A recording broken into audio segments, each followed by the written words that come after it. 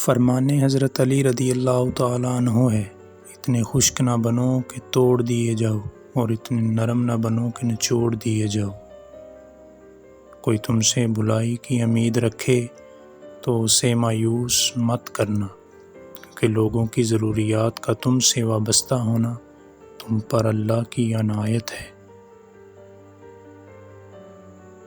دل کو قابو میں رکھنا اور اختیارات ہونے کے باوجود ناجائز خواہشات پر عمل نہ کرنا، یہی اصل مردانگی ہے۔ مجھے تعجب ہے اس شخص پہ جو اپنی برائیوں کو جانتا ہے لیکن جب اسے برا کہا جائے تو ناراض ہو جاتا ہے۔ تیرا نفس تجھ سے وہی کام کروائے گا جس کے ساتھ تو نے اسے مانوس بنایا ہے۔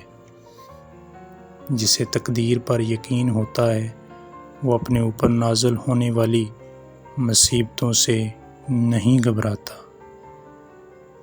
جو انسان کسی کے احسان کا شکر گزار نہیں ہے وہ آئندہ ضرور اس سے محروم ہو جاتا ہے۔